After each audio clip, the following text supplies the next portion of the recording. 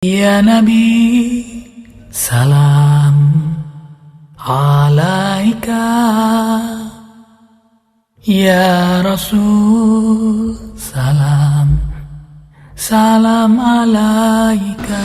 Hadirin wal hadirat, kita akan kembali melanjutkan pelajaran hadis kita dari kitab Ghutuful Falihin yang telah dirangkum oleh guru kita tercinta, murabbi arwahina Sayyid Habib Umar bin Muhammad bin Salim bin Hafid atalallahu amra fi sihah wa lutuf wa afiyah, dalam kitab Ghutuful Falihin yang telah sampai pada hadis yang ke-81. Kita baca bersama. Bismillahirrahmanirrahim. An Abi Ayyubin Khalid bin Zaid Al-Ansari radhiyallahu anhu anna Rasulullah anna rajulan qala ya Rasulullah akhbirni bi'amalin yudkhilunil jannah wa yubaiduni minan nar. Faqala an-nabiy sallallahu alaihi wa alihi wasallam ta'budullaha wa la tusyriku bihi syai'a wa tuqimus shalah wa tu'tiz zakah wa tasilur rahim. Muttafaqun alaih. Artinya dari Imam Abu Ayyub Khalid bin Zaid Al-Ansari radhiyallahu ta'ala anhu arda. Ia berkata bahwa ada seseorang bertanya kepada Rasulullah, wahai Rasulullah, beritahukanlah kepada aku amal yang dapat memasukkan aku ke dalam surga dan menjauhkan aku dari neraka. Nabi sallallahu alaihi wasallam bersabda, beribadahlah kepada Allah dan tidak menyekutukannya dengan sesuatu apapun. Mendirikan salat, mengeluarkan zakat dan menghubungi sanak kerabat. Muttafaqun alaih. Hadis ini hadis ke-81 dari kitab Ghutuful Falihin yang dibawa oleh sahabat Rasul yang bernama Khalid bin Zaid Al-Ansari, yang lebih kita kenal dengan nama Abu Ayyub Al-Ansari Al-Khazraji An-Najjari.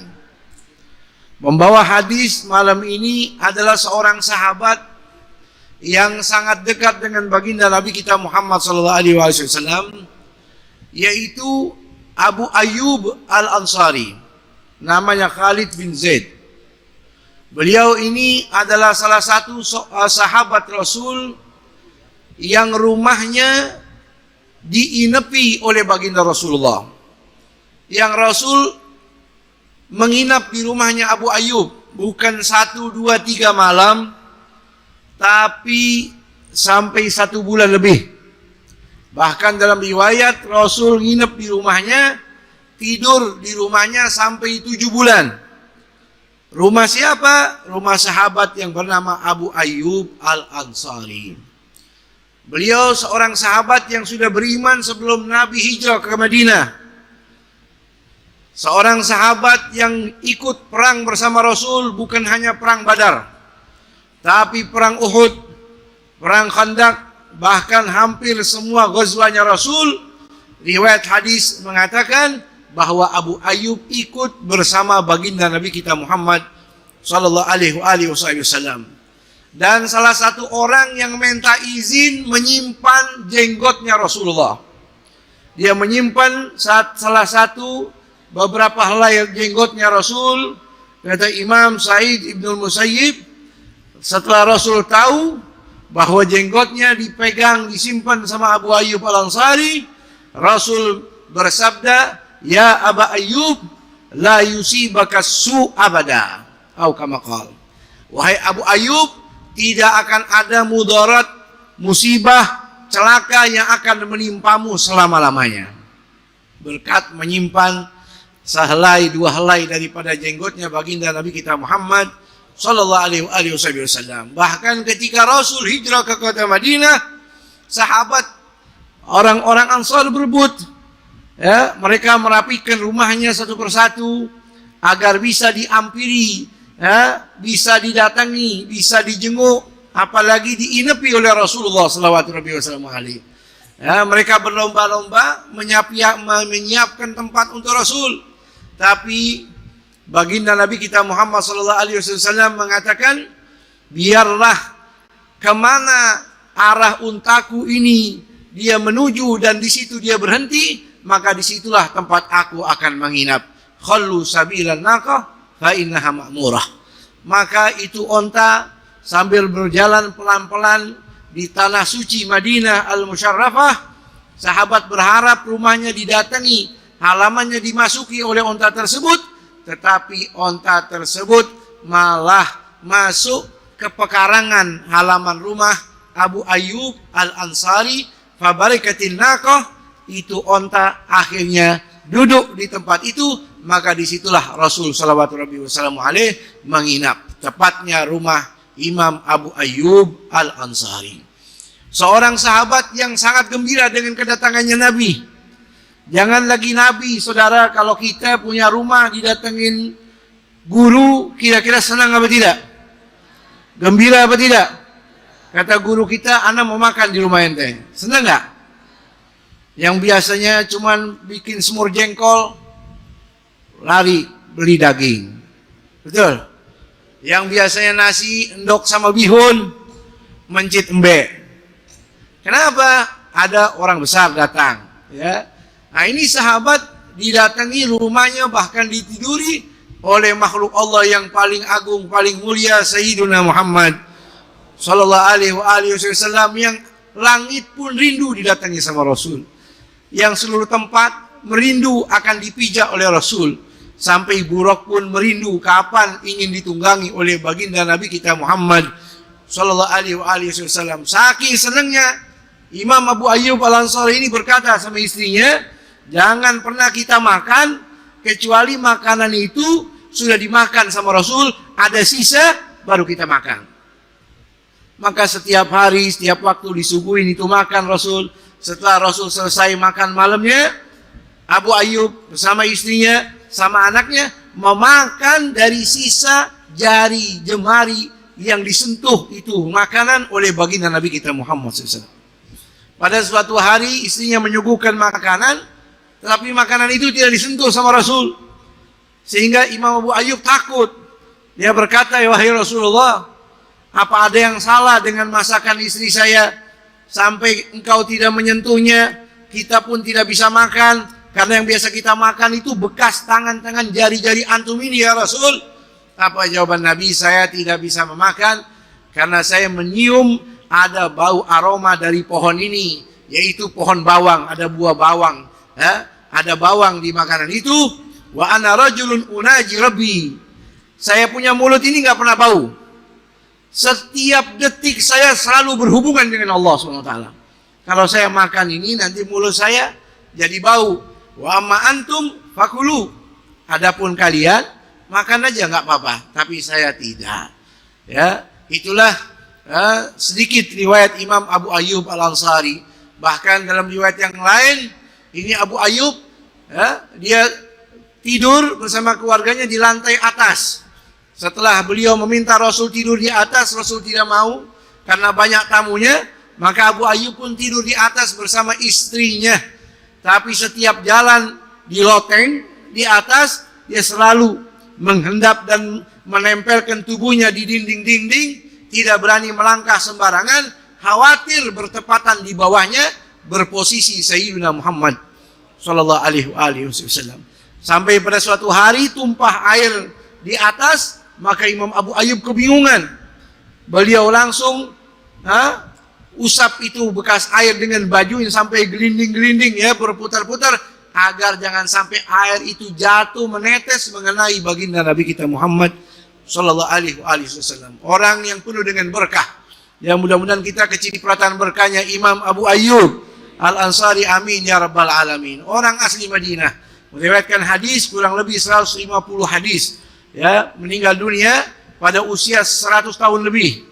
Tepatnya tahun 52 Hijriah, ya, bermakam di Turki. Ada masjid di sana, Masjid Istanbul Turki, di situ disemayamkan Ajitha apa jenazah Sayyidina Imam Abu Ayyub Al-Ansari radhiyallahu taala anhu arda. Beliau mengatakan, anna rajulan, ada seseorang, gala ya Rasulullah, bertanya, dia berkata kepada Sayyidina Rasulullah SAW, akhbirni bi amalin, wahai Rasul, beritahukan kepada kami, bi amalin, amal apa? Yudkhilunil jannah, yang bisa menghantarkan kami masuk surga. Amal ibadah banyak, beragam dan bermacam, tapi yang bisa menjadi jembatan untuk kami masuk surga ini apa? Kenapa jadi surga? Karena surga ini harapan yang paling agung bagi orang yang beriman. Betul? Semuanya pengen masuk surga. Apalagi sahabat, dia berharap ya, di balik kehidupannya, perjuangannya, ya bersama Rasul membela agama Allah ini, wajar mereka tanya, amal apa yang bisa menghantarkan kami masuk ke dalam surganya Allah Subhanahu wa taala. Semangat ibadahnya agar bisa dapat rahmat Allah, bisa masuk surga. Walaupun surga itu bisa dimasuki semuanya karena rahmat Allah. Karena rahmat Allah. Tapi amal kita ini bisa jadi sebab, kata ulama, karena dua hal. Yang pertama, karena ikhlas yang kita lakukan bisa mengundang rahmatnya Allah. Amin. Mudah-mudahan salat kita ikhlas, ngaji kita ikhlas, tarawih kita ikhlas, witir kita ikhlas, puasa kita ikhlas, itu mengundang rahmatnya Allah yang akan menyebabkan kita masuk surga. Yang kedua, rahmatnya Allah yang menjadi kita akan dimasukkan dalam surga itu syafaat Sayyiduna Muhammad SAW. Pertolongan syafaatnya Rasulullah Sallallahu Alaihi Wasallam. Karena dua hal itu Allah akan memasukkan orang-orang yang diinginkannya ke dalam surga. Mudah-mudahan kita masuk dalam pilihan tersebut. Amin. Dikatakan di sini wa yubaiduni minan nar. Dan beritahukan kepada kami, wahai Rasul, amalan apa yang bisa melindungi kami agar tidak terjerumus masuk nerakanya Allah. Kalau tadi amalan surga apa? Amalan ahli neraka apa? Supaya kami ini bisa menghindarkan diri. Ya. Faqala Nabi sallallahu alaihi wasallam, maka Nabi bersabda untuk dua hal ini. Amalan yang menyebabkan surga dan amalan yang bisa melindungi kita daripada api nerakanya Allah. Yang pertama, ta'budullaha wa la tusyriku bihi syai'a. Ta'budullaha, engkau sembah Allah. Wa la tusyriku bihi syai'a, dan jangan sekali-kali berbuat syirik. Menduakan Allah, mensyarikatkan Allah. Kita disuruh ibadah sama Allah, tidak hanya sujud, tidak hanya baca Quran, tidak hanya pergi haji, puasa Ramadan, tapi kita dilarang jangan menduakan Allah. Jangan berbuat syirik. Inna syirka la dzulmun azim. Syirik itu zalim, kezaliman yang paling besar. Kenapa Beb kok syirik atau berbuat syirik itu zalim yang paling besar? Karena Anda berbuat zalimnya bukan kepada manusia, tapi kepada Allah. Kalau saya pukul Anda, saya zalim sama Anda. Tapi kalau saya syirik, saya sembah Allah, tapi saya sembah manusia, saya sembah Allah, tapi saya sembah patung juga, saya zalim sama Allah. Maka disebut inna syirka la dzulmun azim. Inna syirka la dzulmun azim. Semua dosa ada kemungkinan bisa diampuni sama Allah, kecuali dosa berbuat syirik. Innallaha yaghfiru an syirka Innallaha la yaghfiru an yushraka bihi wa yaghfiru ma duna dzalika liman yasha. Semua dosa ada kemungkinan bisa diampuni sama Allah selain syirik. Kalau sudah syirik, tidak ada kata maaf dari Allah Subhanahu wa taala. Wa man yusyrik billah faqad iftara itsman 'azima. Itu dosa yang sangat besar. Berbuat syirik. Innahu man yusyrik billahi faqad haramallahu alaihi jannah wa ma'wahu an-nar wa ma lidh-dhalimina min ansar. Dalam ayat Al-Quran yang lain, sesungguhnya orang yang berbuat syirik, Allah haramkan dia masuk ke dalam surganya Allah. Tempatnya hanya satu. Apa? Nerakanya Allah Jalla wa'ala. Tidak ada pertolongan bagi orang-orang yang berbuat syirik. Na'udzubillahi min zalik. Makanya jauhilah perbuatan syirik, ya, apapun jenisnya, ya, apapun bentuknya, ya, jauhkan perbuatan syirik. Kata Nabi dalam hadis, ya, man laqiyallah la yusyrik billahi syai'a dakhala jannah. Siapa saja orang yang beriman, ya, meninggal dunia tidak syirik kepada Allah, maka Allah masukkan dia dalam surga. Amin. Wa man laqiyahu yusyrik bi syai'a dakhala nar. Siapa saja yang meninggal dunia syirik, maka tempatnya adalah nerakanya Allah. Allah masukkan ke dalam neraka. Ibu bapak hadirin wal hadirat jamaah majlis Rasulullah yang dimuliakan oleh Allah. Kita lihat dan kita bercontoh, kita lihat saudara-saudara kita di Palestina, di Baitul Maqdis, seorang perempuan yang suaminya gugur sebagai syahid, meninggal dunia, meninggalkan anak-anak yang masih kecil menjadi yatim. Anaknya ada yang 3, ada yang 4, yang 2 lumpuh. Tidurnya di kemah, nggak ada makanan, nggak ada minuman. Kalau malam itu anak nggak bisa tidur, kehausan, kelaparan, mau cari susu tidak ada susu. Tetapi mereka tetap gembira dan bangga dengan la ilaha illallah Muhammad Rasulullah. Murah nyawa mereka. Apapun selain Allah murah.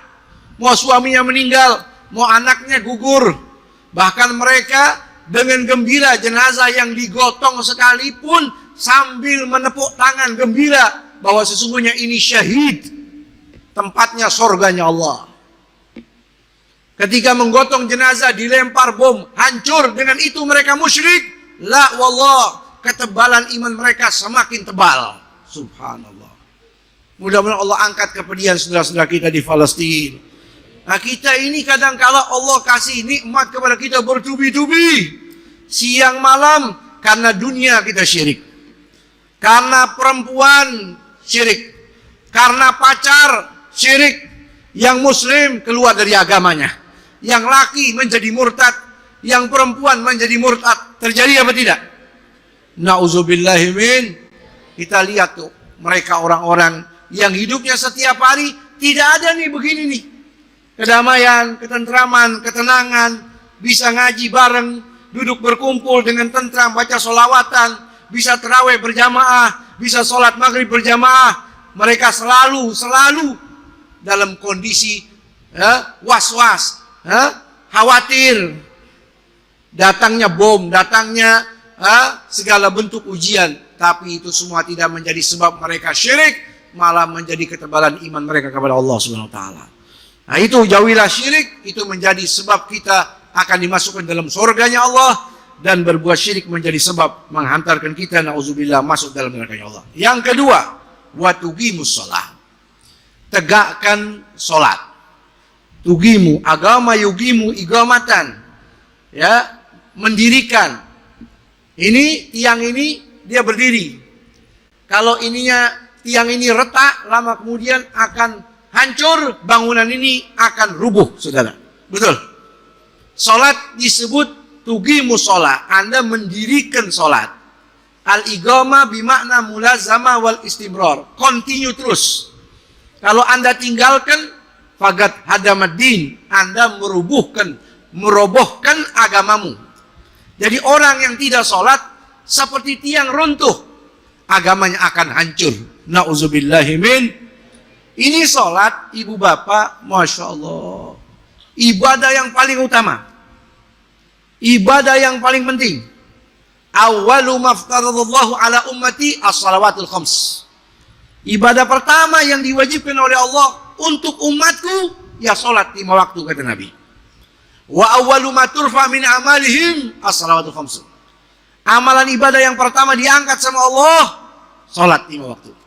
Wa awwalu ma yus'aluna min a'malihim yaumal qiyamah as-salawatul khams. Nanti di hari kiamat yang ditanya bukan Ramadan kita. Yang ditanya bukan zakat kita, bukan haji kita, bukan apapun. Nomor satu, sholat 5 waktu kita. Makanya dalam hadis, awwalu ma yuhasabu al-'abdu yaumil qiyamati min amali sholatuhu. Yang dihisab sholat. Fa in saluha faqad aflaha wa najah. Kalau maghrib kita benar, isya kita benar, apalagi subuh, dhuhur, asar, 5 waktu ini benar, faqad aflah wa najah. Kita jadi orang beruntung. Amin. Wa in fasadat faqad khaba wa khasir. Tapi kalau salat kita bolong-bolong, salatnya kalau obyekan lagi tembus, salatnya kalau lagi seneng, salatnya kalau lagi enak, maka itu orang akan merugi dunia akhirat.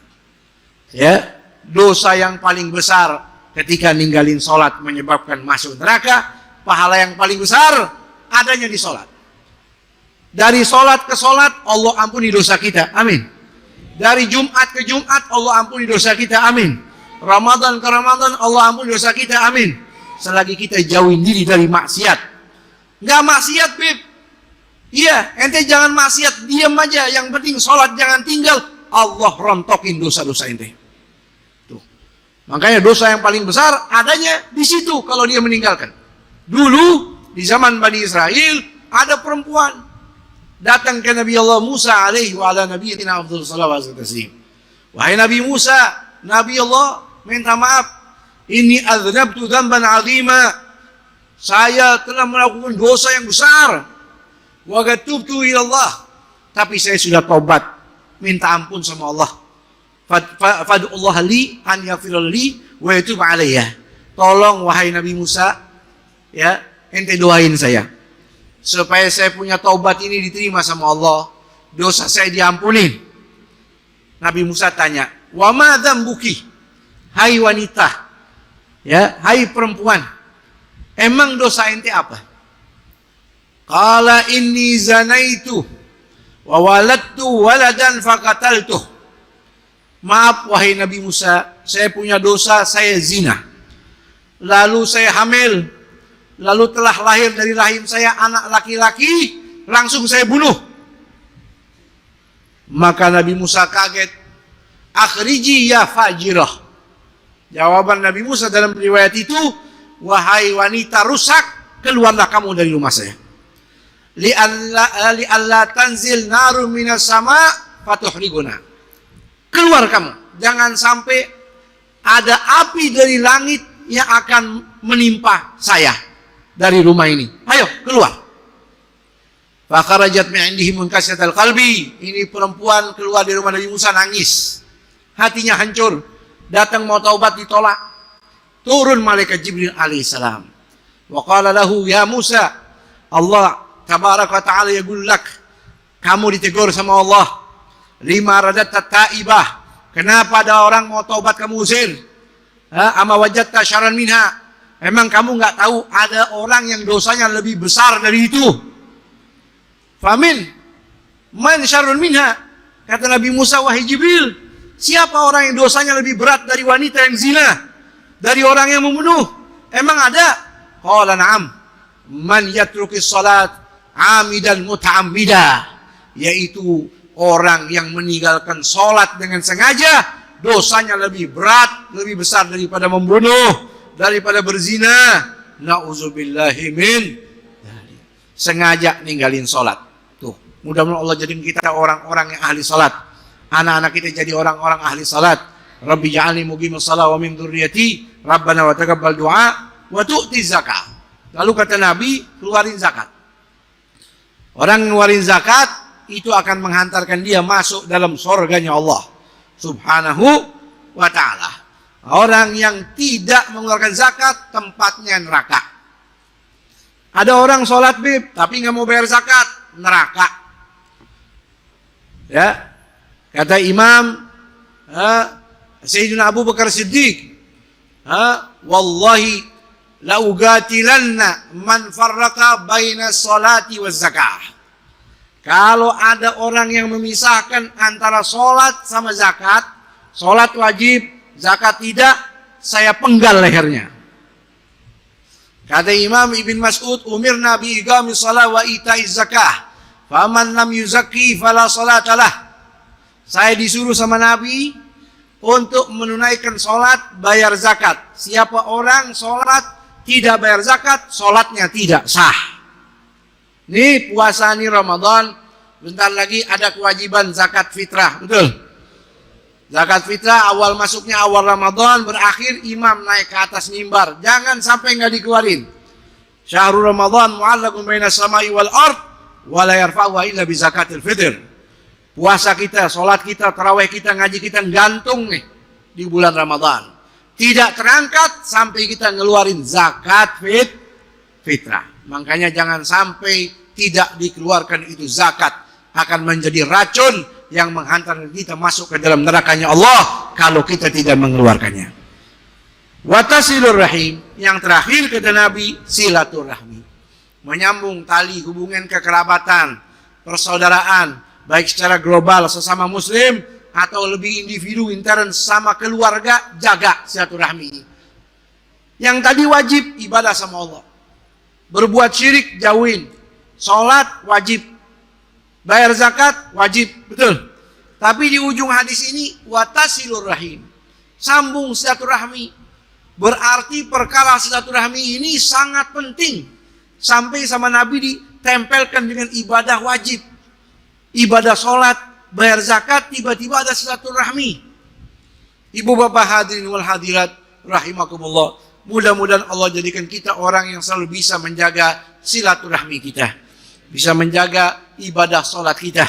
Beribadah kepada Allah ikhlas semata-mata mengharap ridhonya. Dan mudah-mudahan itu semua diterima oleh Allah Subhanahu wa taala. Amin ya rabbal alamin. Wallahu a'lam, rabbi zidni ilma.